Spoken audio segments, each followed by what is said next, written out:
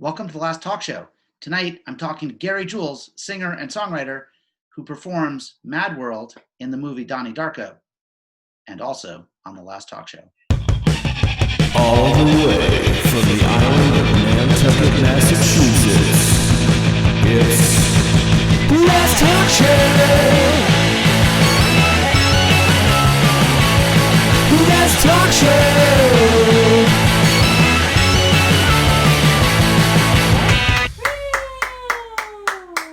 We just jump in, I saw this movie, Donnie Darko, a long time ago. I remembering it being weird and cool and like confusing and sort of like a weird art piece. Like a fever dream. What is this movie? Do you have any sense of it? It's been almost 20 years, and it's still confusing to me because the first I heard of it, my friend that I grew up with, the guy who I played all my music with, we were in bands together like in junior high and stuff. We're still making music together when we were in our late 20s, early 30s. And he had produced my first record for A&M when I had a record deal. And then that went away. And so we had been through the next, kind of like, oh my God, we got a record deal. We're famous and we're going to be rich. Like, we're the chicks. Right. My first record deal went south which is what happens to everybody. My first record was basically, my contract was under a stack of contracts like this big over at Universal. My record was in a box somewhere. And on the top of this was like Sheryl Crow and Neil Young and Sting and blah, blah, blah. And way down here was Gary Jules, and his new folk singer record, That's right. And we were working on my second record. The first record cost $250,000. The second record cost $90. You know what I mean? It was like that. And right about the time that we were digging in, the script arrived for Donnie Darko. And we sat down, I sat down and read it while he was doing something else. And I was like, there's no fucking way this movie is ever going to get made. There's no chance. It's nonsense. Right. It's never going to get anywhere. I mean, like, oh, wait, let me see. Time travel now too? Yeah, let's just let's get all of them. Let's get every impossible thing to make a movie about and make it all and put it all into one thing. Right. Basically, Rich Kelly did it. It was his senior thesis piece. It was his paper, his whatever you do in film school it was his senior project. And you know how that can go, you know what I mean? Like, where's the unicorn? And, my immediate instinct was that I was excited about it and I thought it was really fucking weird and cool. And then it went away. It went away once and then it came back and then it went away again. And by the time Mike Andrews, my friend who scored it, jumped on board pretty early on, and there wasn't any money or anything like that, but he was and we were both kind of just starting out, even though we had both done things before and been lived in LA for a while and stuff. So it went away several times before it went away for real, like lost the funding and it wasn't going to happen. And then Drew Barrymore and Flower Films came in and it was like, on a white horse basically, and we're going to do it. I never was privy, don't really have that much information about what the actual, how all of that stuff was going. It was just sort of when it would enter and leave my universe. Right.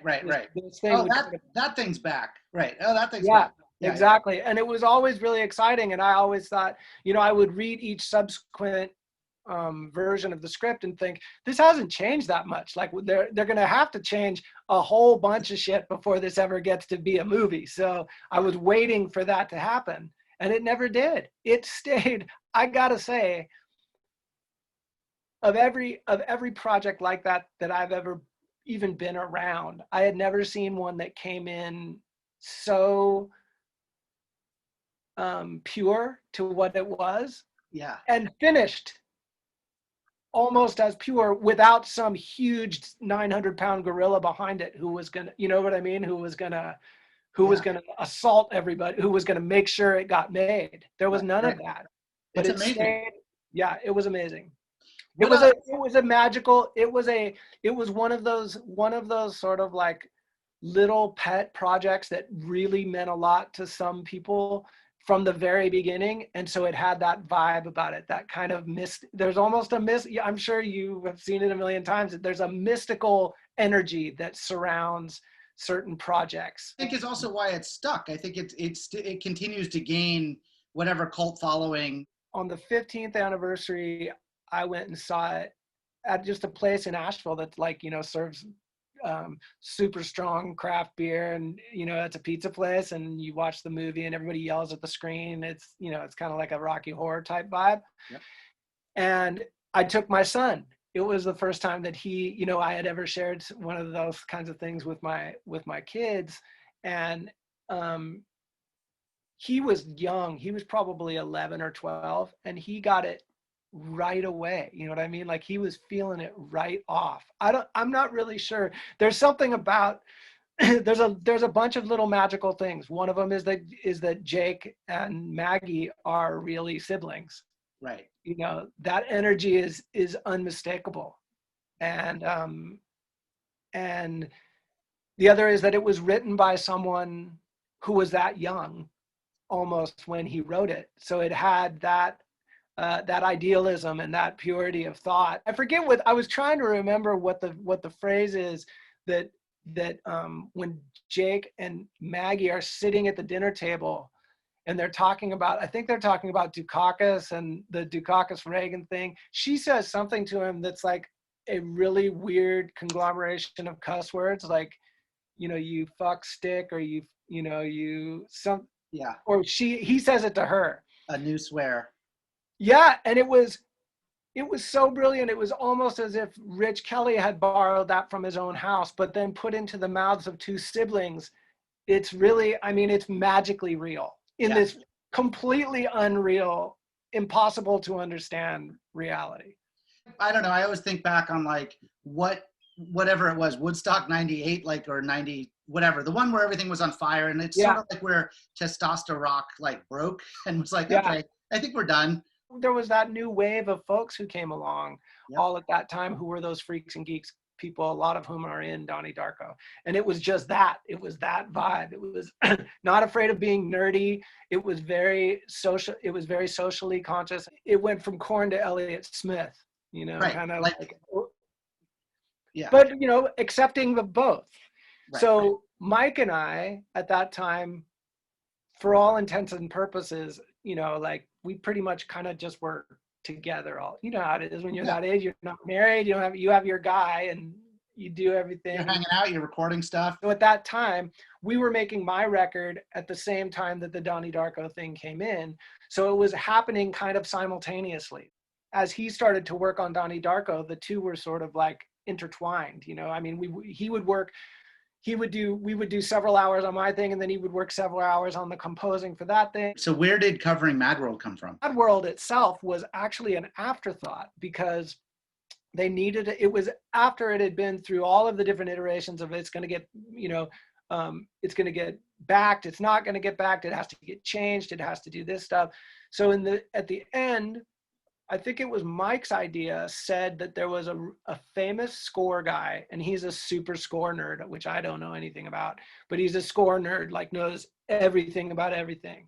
And he said there was some guy who he would make, like, if he made a movie in the 80s and the movie was in the 40s, he would do a song from the 40s with synthesizers that sounded like, Depeche Mode or something like that. So he would borrow from that period and redo it.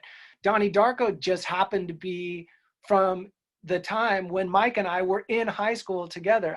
We were in a band in 1985. We were in a band together. Well, I was in his band, where we played Tears for Fears covers. We played all the songs off of that record. So when he was doing Donnie Darko, and he had heard the songs that were going to be in it and stuff, he got the idea, let's do a song from the 80s, from that time period, that will work, and we'll do it in the tone of the score. It's how you marry the score to the plot and the story and everything. So rather than going out and clearing the original, let's have it sort of organically come out of what's already being underscored.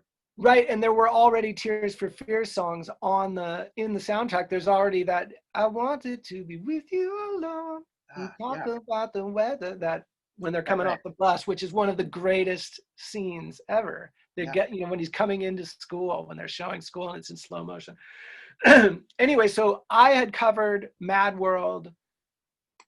We had covered it all the way back from high school, but I covered it because I continued to be this sort of acoustic guitar singer guy. So I was still gigging all the time and had recently played Mad World and blah, blah, blah. And he called me up one day and explained to me the thing about the nerd, score guy about taking an old song. And he said, and I want to do Mad World for the thing. So I basically played through the chords once for him while he did it. And he sat down and made it into Donnie Darko score music. Yep. And I sang it twice. The whole thing happened in 15 minutes. We weren't even set up. I was in the hallway with a microphone and he was sitting in at the piano, and that was it. It was over. And that was supposed to be for the end credits, like for the very, it says the names are rolling. And luckily for us, the song that was supposed to be in the scene that Mad World ends up in, which I won't spoil, but in that scene in the movie was supposed to be a U2 song, but U2 wanted too much money, so they couldn't do it. So the director Rich and the producer Sean loved our version so much that they just lifted it and put it in there, and that was it. And it was the little magic things that I was talking about all the way from the beginning. Not only, that's midway is where it found its way to that part in the movie. Everything after that is just as odd and magical about the way that song and the movie happened. But that's how it finally got into the movie. When things are meant to be, they're meant to, don't overthink it. Just that's it. It found its space. Yeah, it's also why young people do cool things, because old people think they know everything. And so we always fuck stuff up. When you're young, you still just let it fall. You let it go where it ends up, and you go, shit, yeah. Do we get to make a movie? Sure, leave it. Let's go. Yeah. So Donnie Darko flopped basically when it came out in the theaters, not only because, but partially because it came out in October of 2001, roughly a month after 9/11. Right. And it involves airplane things falling out of the sky. So it was not a real popular, people were not in the mood to be super depressed at the time. But when it went to England, it got the art treatment. And then the song just went Richter. It totally blew up. There were several guest DJ situations. One was Robbie Williams, and one supposedly was Tom York, where they played that, they played it on the radio, and people went crazy. It had never been heard before over there, but Mad World had been a big hit there, obviously, in 82. And pretty much right from the beginning, it was really, really, the song was popular before the movie came out. And after the movie came out, the song got even more popular and eventually went to #1 and became a really big deal for us. What a blast. It was great. And although it, for all intents and purposes, it also like destroyed what I was doing in California at the time. It kind of, you become a different thing when this is your brand now. Right? Yeah, this is your new thing. And it was, that was a difficult kind of transition thing for me, and how fast it happened, and dealing with getting managers and all of the relationships that were necessary. It was a bummer. But from 20 years out, I will say you can't ask for a better situation if a freaky thing like that is going to happen than to be standing to have done the thing with the, when I was 14 years old and dreaming about singing on television, person I would have been sitting next to in the car at 14 is the guy I was sitting next to when we were on our way to go be on TV. What has been your crossover with Tears for Fears since then? Have they ever reached out to you or ever played it with them? Has there ever been any hey man, that's our song, that's cool, or anything? I was a huge fan of that record, of the, you know, like when you're 15, you have that one record that stays on your record player for like 9 months, and it's like, you know, Yeah. it's deeply, deeply important to who you are. Becomes your DNA. Yeah. Your own personal DNA for the first time. Yeah.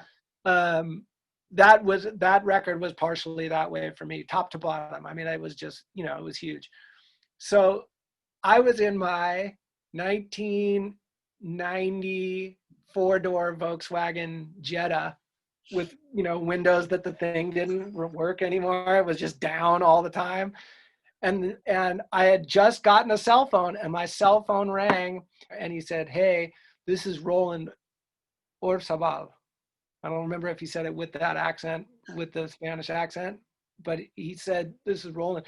And I was actually still driving when he said that, and I went, fuck, and pulled over. But he said, I just wanted to let you know that I heard your version of the song, and I think it's better than ours. And you got closer to what I meant. Your performance of it is closer to how I felt and how I meant when I wrote it than anything that I've ever heard. And I literally now, using that word, nearly shit myself sitting there in front of Angeli. I got a stomach ache, and I almost threw up. I was so completely overwhelmed by how kind that response was to the situation. The music scene I grew up in, people were not nice to each other. Yeah. It was really super cutthroat. It was, you know, the old system, the label system was still in place, which very much kept musicians at each other's throats all the time, because there was a very limited amount of resources that had to be spread among everybody, and all of the rats were going to get their cheese, and that was it, you know. Yeah. And he was so kind. It was almost like a shift in perspective for everything for me from that time. And then the following summer, they invited me to open some shows for them. So I got to go up and down the coast. And you know. When you open the shows, I assume you play Mad World, but do they also play Mad World, or do you just guys do it together, or how do you handle that on the same bill? They didn't talk about it before, you know, and I'm always down to, like, you know, let's see what happens. Yeah. But so I would play it last. I told them they asked, and I said I would play it last. And then I would leave, and they would break down.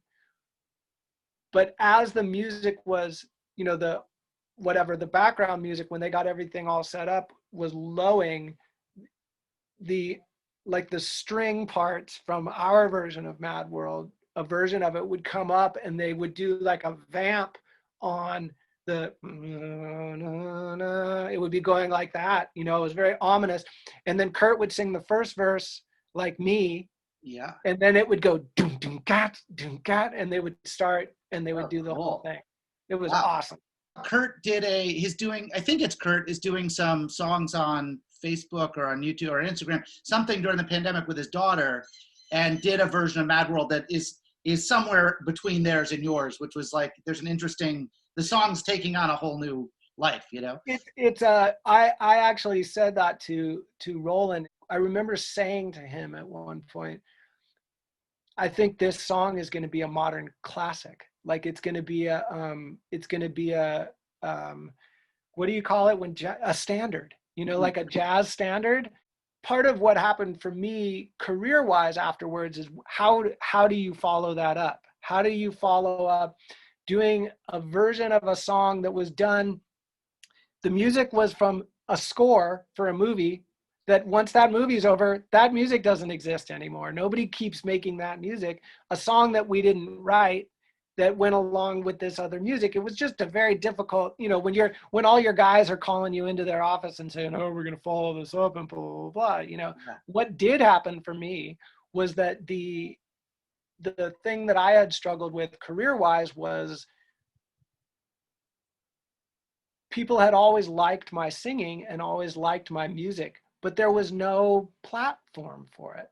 It was literally too quiet to be on the radio. Right. It would come on the radio and people would be like, is this on? You know what I mean? Like there was no thing for that. Yeah. At that, right after that, early 2000s, mid 2000s, they really started borrowing from what, like the post Woodstock, like you said, you know, from the quiet phoenixes from the embers of that burning, muddy shithole. Long story short, I became the guy whose music, anytime somebody dies, that moment in any film, I was the guy. So I had a thing. It was like the next year they used the first song off my next record, which I had written for my son who was about to be born. I thought of it as like a, you know, here's the things that I've learned type of a, you know, like a Bob Dylan 7-minute long, 5-minute long, you know, rhyming couplets that was just about what life is about. They took it and put it in Grey's Anatomy in a scene where the gay surgeon who has just come to terms with his sexuality and everything like that has had this very complicated relationship with his father who's now on life support, and he has to go unplug him from life support. Right. While the dad is dying, they play my, you know, they play my song. Right. But the older you get, the more you get used to the unbearable pain of this loss and the beauty of the moment when it's happening. Right. I became aware of it when it happened with Mad World, and then it happened with this other song that was mine that was completely unrelated stylistically or otherwise. But I was and am still excited about the fact that we're now making art that has that stuff in it. Finding that edge, whatever that edge is, which is where you're raw and open. You're right, like vulnerable. The real vulnerable, the ultimate, you know, it's your mortality. It's just mortality. It's just, it's that thing.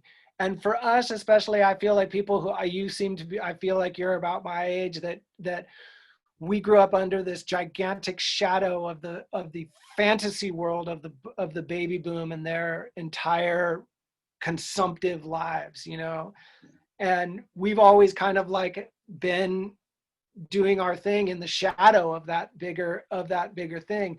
And there are a lot of sensitivities that I think that we have that came along with our generation that didn't get looked at as much by at least that generation. Baby boomer people, you know, especially baby boomer white men, they don't ever think they're going to die. It's weird how little work we do on facing mortality, and that is like this driver that unifies all of us and makes us all the same, and is the great mystery, all that stuff. And we don't even think about, we're like, I don't want to think about that. It'll be fine. The whole time we're trying to figure out what we're doing here, and that's it. Yeah. That's what we're doing here. We're trying to figure out how to exit gracefully. We're trying to figure out how to see the whole thing for what it actually is, instead of having to transform it into something else. To say that, you know, that we're rich because we have a lot of money that was invented by human beings, you know, or that we're spiritual because we go to church all the time for a God that was invented by human beings. Right. You know what I mean? Like, the one thing that is real is that we pass, that it's all not permanent. So it'd be good to talk about it. Figure it out. I grew up with a mom. My mom is a 40-year Buddhist. She's a California Buddhist. So it's like, you know, my mom is like the stereotype. She's like, you know, yoga like crazy. She went to Berkeley. If I came home and said, "Mommy, are you going to die?" She would be like, "Yeah, so are you. You know, so is Dad. So is everybody you know, you know." Yeah. When better to start dealing with it than now, you know? Yeah. It was a big hit, but that the "Do You Realize" song was so like perfectly like, they got it. It's never been said more beautifully or more perfectly. That Flaming Lips record came out right when our first daughter was born, and it was like, yeah, here we go, pinned to the wall. Yeah, like yeah, agreed. But that's the beautiful thing with music. It can crystallize something so complicated that we avoid into a 2, 3, 4 minute song, which Mad World has done as well. So just a couple other questions on the song.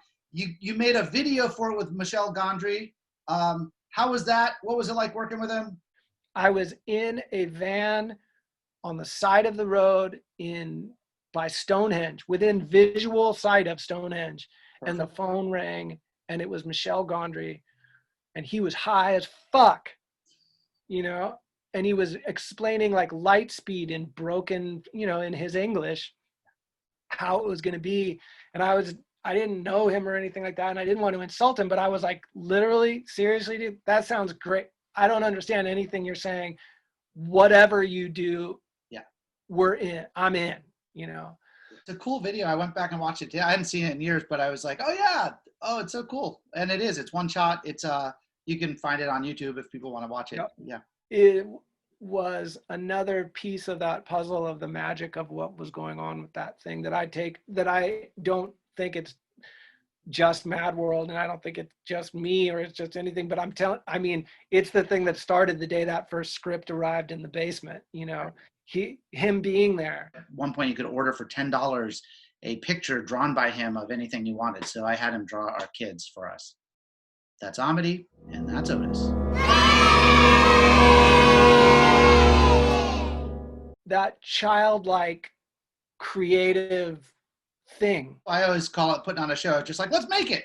That's good. Let's go make it. Totally. It's what makes it's like you think, God damn, it would be impossible to be married to that dude, like. Definitely. There's people who talk about making stuff, and there's people who make stuff, and it's always like a reminder, like, you're someone who makes stuff, so go make stuff. Like that's what your life is about. That's what fulfills you, And fucking Nike, really, it's just, what so many of those people who do so well, their thing is, let's do it. Stop talking. Yeah.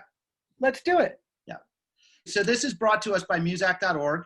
It supports kids' music programs around the world, or country mostly, but Haiti, Cuba, everywhere.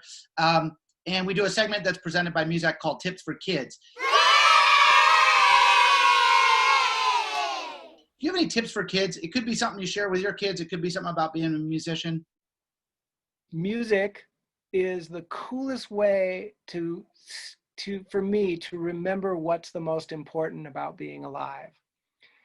And the music itself and the singing and people singing and playing together is a very quiet way to remind everybody who's doing it about the ways that we are similar with one another and not the things that make us different. In fact, it's such a powerful medium for that even if we look completely different or don't even speak the same language, many times you can have common ground to love someone for, just because the two of you both know the same song and can sing the song together. It's a really powerful thing. The other sub part of it that I think that's really interesting, that's probably boring to kids, is that it's all mathematics. It all comes from math. And that when you're sitting in class and thinking to yourself, why do I have to learn this? This sucks. The answer is because the same way that the words in a book can tell you a story, even though reading is boring, the story might be awesome. Mathematics is the language, is the word, is the language of what is so beautiful in the world. It's the language of all of the magical and miraculous things in the world. It's like if there was an instruction manual of how to make a tree, you could explain it in mathematics. And music is the way that human beings can harness that energy and share it with one another. I talked about that with my son one time when he was 4 years old, and it blew me away the way that he's the one who told me that more than I told him. That's cool. Yeah. Math does reveal a lot of secrets that are like, oh, it all lines up somehow. Yeah. It's just very important to remember that things line up. Yeah. Everything lines up. And that the way that it lines up, make sure that you don't tell yourself it's too boring. Somebody should do a math music combo class, because hell yeah, I get a hell yeah from my wife in the background outside there. Yeah. But yeah, there are so many similarities in learning math through music or playing drum beats or whatever way that would be cool. Really cool. It's because the uniformity of everything. Yeah. And I mean everything is right there. I love thinking about songs as equations too, and it doesn't mean they're predictable. It just means there's a logic to them. What they should do is that you would have to take that conversation into a math class, because that's where kids are bored to tears and they would listen to anything except for their teacher talk about math. So that would be the place to start to go in and be able to, because you don't want to go when people are trying to listen to music and try to explain to them how much math has to do with what they're doing. Right. That would be a buzzkill. All right, I'm going to give you the last talk show lightning round.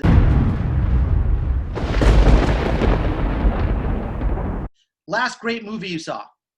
Oh, shit. What We Do in the Shadows. Last thing that made you laugh? The story of Rudy Giuliani and Borat. The last song of someone else's that you were like, oh, I wish I had done that. I will say in general, Billie Eilish is my favorite thing, is my favorite musical thing on earth at the moment. All right, this is a two-parter. Your last meal, either both today's last meal, but also if you were sentenced to death, what's your last meal? Very easy. They would be the same thing. I ate a grilled chicken burrito for dinner last night. And if it was going to be my last meal, I would make a big Mexican feast. Maybe not chicken. If it was going to be my last one, I'd probably go steak. And finally, last thing that made you optimistic? Oh, my kids. Every day, that sounds like a cliche answer, but it's, both of my kids they're so much nicer people than I was when I was either of their age. And I credit their mom with it. She grew up in the country and whatever, but both of them have, the parts per billion that equate to what life is really about is very, very high with both of them. There's a very, very low bullshit quotient, Yeah. And the bullshit quotient is the main. I mean, the closer that you can stick to what is real, to the truth, I could live forever in a world like that. It's the rest of it that you get weary of. It's the rest of it that gives us gray hair. I feel the same with my kids. And I think there's something I feel when you're talking about your parents too, that there's like, I felt like my parents had a lot of the secrets figured out already and they shared them with me. And I'm doing the best I can to pass on to this other generation that's way smarter than me. And I'm like sandwiched in this thing that I'm like, I just don't want to fuck it up. Yeah. So now in the pandemic, we're both talking about that thing. I have been pretty successful at just telling myself, this is where we're at. Yeah. You can't measure every day by what didn't happen today or by what you or my kids or anybody is missing out on from that world that we invented with money and God and everything else. You know what I mean? Like, fuck that thing for a minute. Like, right. And the longer that I'm in it and the more that I'm around my kids, the more I almost, if there's any anxiety in it, I'm afraid of having to go back and pretend like I give a shit about any of that other stuff, deadlines and stuff, Yeah. Usually we end these interviews with the last word, but in this case, I think we'll end with the last song. Is that right? Sure. I could do that. I think there's a guitar around here somewhere.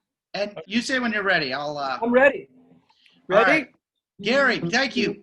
Mad World, everybody. Thank you. Enjoy the movie, everyone. Please don't email and ask me what the ending means, because I have no idea.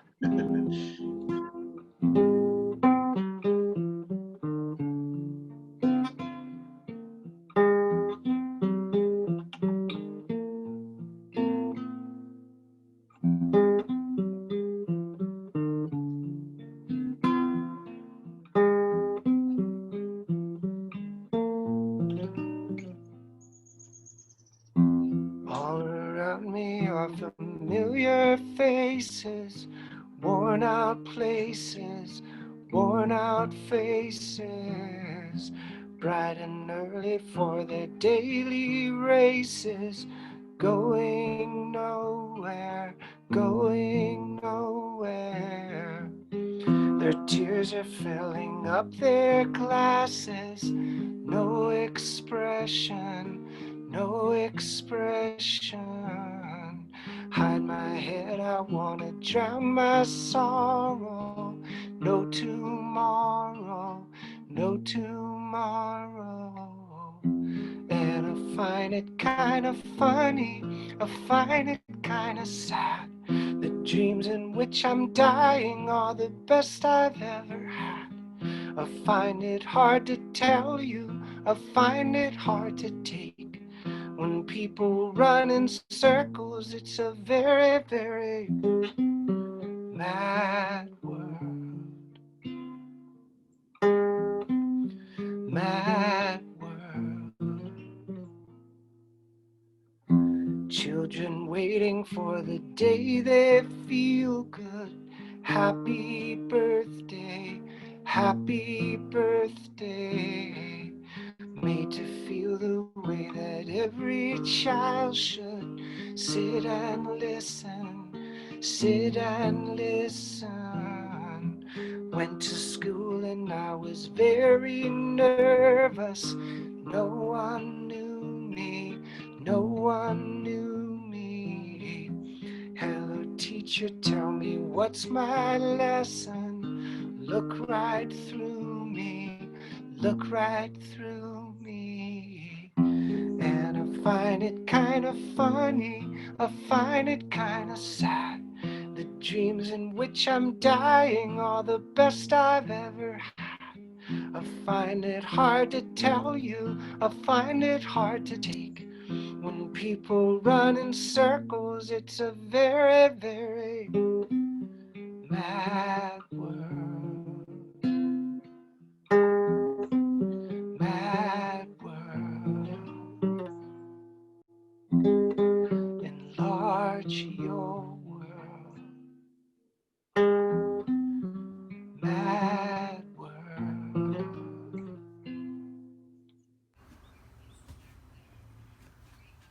Woo!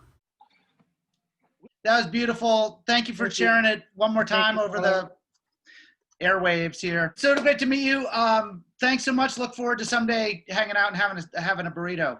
You can come to my mom's house and we'll make Mexican food and go and then walk down to the beach for sunset. Love it. Really Love get it. down. Enjoy the movie, everybody. I hope you have fun.